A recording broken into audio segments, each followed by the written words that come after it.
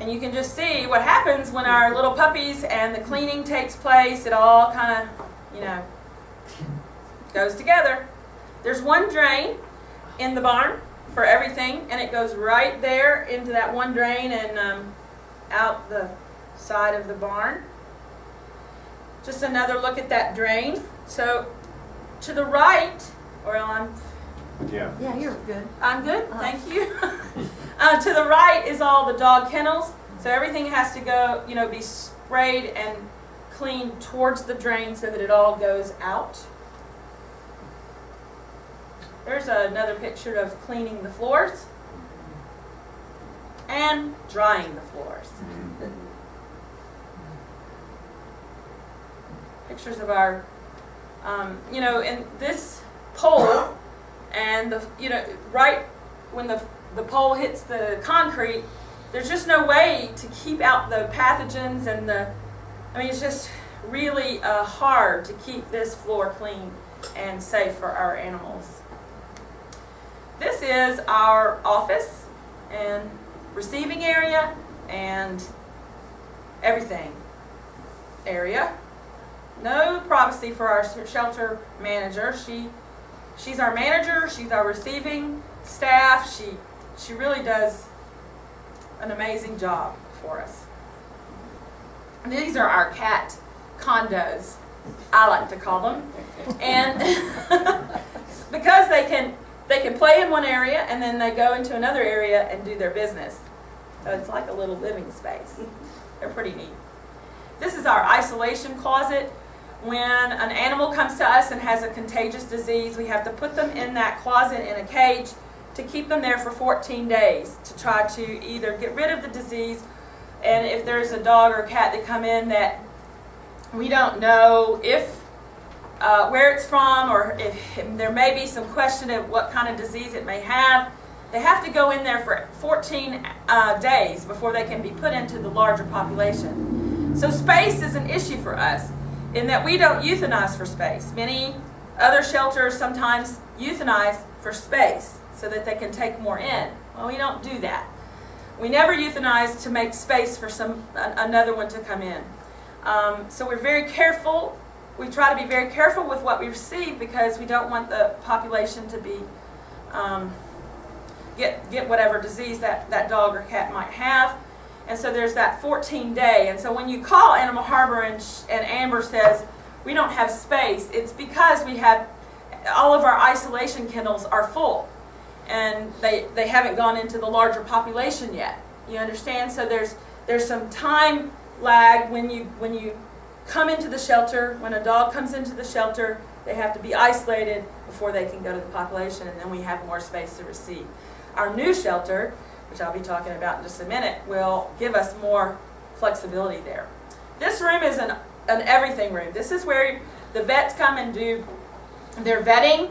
We bathe the dogs and I don't think we bathe a lot of the cats, but that's not a good idea. Not a good idea. But this is where all the grooming and the bathing and the vetting, and go ahead, and the storage and the refrigerator with all the medications and the laundry.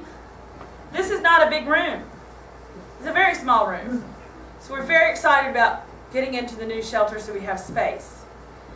So the board of directors understood that they could no longer put money and resources into a facility that was a black hole of resources. So they launched a capital campaign, and that was launched publicly in August of 2012 when I became the development officer. This is the new property that they bought, free and clear. One of the things that I really loved about this organization is they're debt-free. And they own the property of the old hog auction barn, and they own this property free and clear. And that really gave me the confidence that we could do a capital campaign in this area because we are debt-free and they own that property. And so the banks, once we got to a certain level in the campaign, the banks would look at us as viable for a construction loan. So there we are with our new sign, Future Home Off. The board of directors are all women, and sometimes that's great. Sometimes that's not great. So any men would like to sit on the board of directors, we might be talking to you. No, I'm really proud of this board of directors. They are a great group of women. Some of them have been a part of the organization since its beginning. And they just, we just took them through, I had the honor and privilege to do that, take them through a strategic planning process. That's not easy to do when you're in a capital campaign and you're stressed out because of the facility that you're in. So, but they saw that vision of, we're building a new facility, we really need to have vision for the next 2-3 years. Once we get into that new facility, we know where we're going, we have a direction, we're all on the same page of music, if you will. This is our building plan. It's not as big as it may seem. We're building a $600,000 facility. And I, have to say that there's a lot that goes into shelter work and the facility, if you do it right, that I had not understood myself. The drainage, the concrete work, it's an expensive facility to build. And we've gone back, we went back and forth with the architect, engineers about the building plans. We had a 7,000 square foot building, and it was coming in at $750,000. The lowest bid was $750,000. Highest was $1 million. And I just looked at the board of directors and I said, there's no way we can do that in this area. The most that we can do in this area is $600,000, and that's pushing it. So when you start a capital campaign, you have to do an assessment of the area that you're doing your capital campaign in. And this area, Franklin County, surrounding counties, could only support a $600,000 campaign.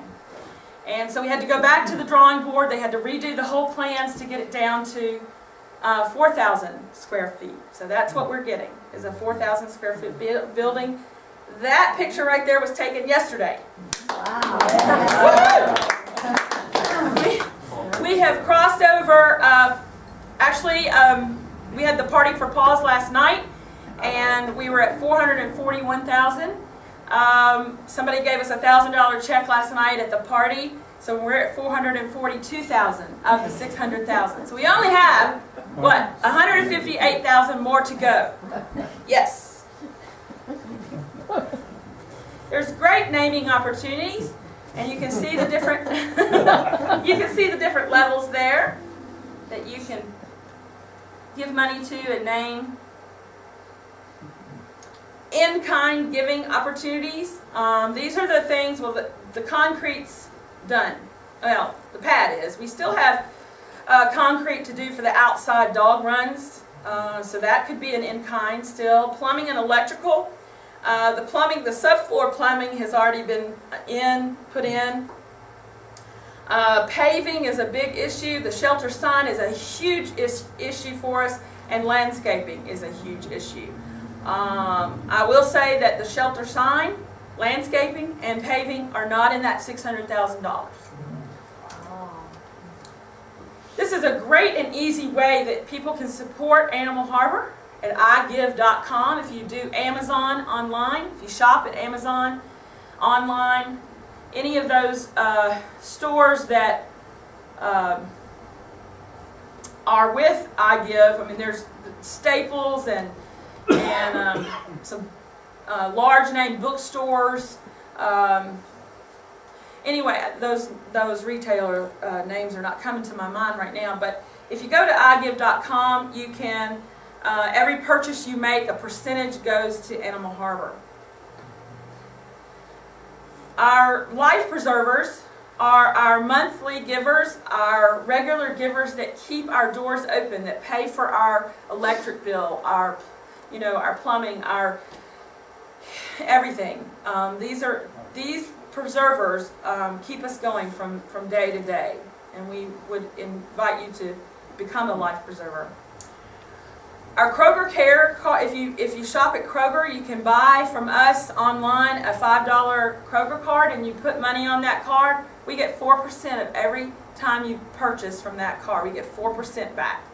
And usually every 2 months, 3 months, we get 400, anywhere from 250, 300, 400. We've gotten as big as 400 from people who shop at Kroger's, who like Animal Harbor, and we get 4% of what they buy every time they go to the store. This is new for us.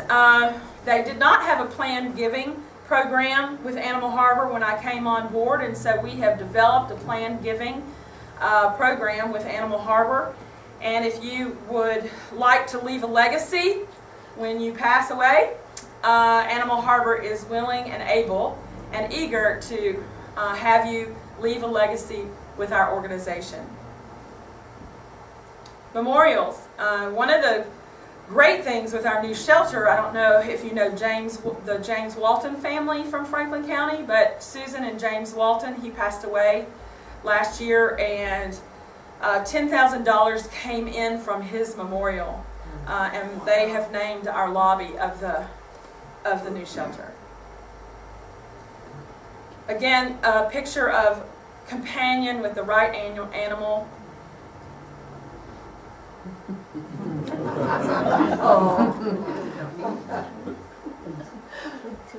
I guess that's it.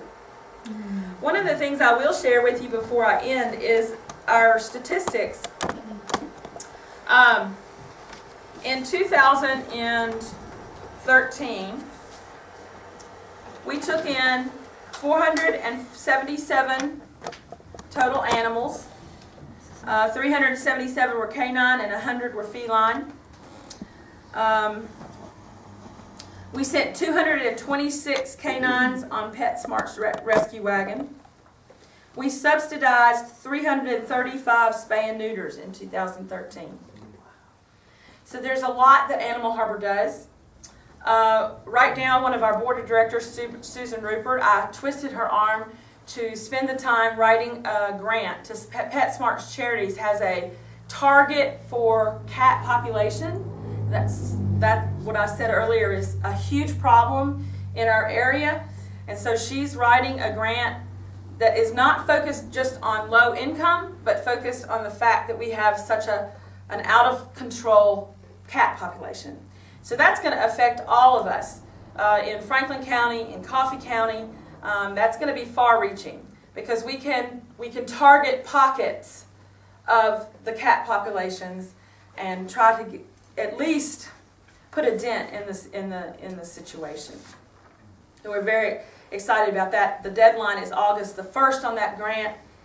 It is going to require us to have town hall meetings, so to speak. We're going to go into the little areas like Belvedere and Huntland and Winchester and Deckard and Estill Springs, and maybe there's a couple around close to the border of Franklin County and Coffee County, and we can do a couple of meetings to kind of get some of this money into this area as well.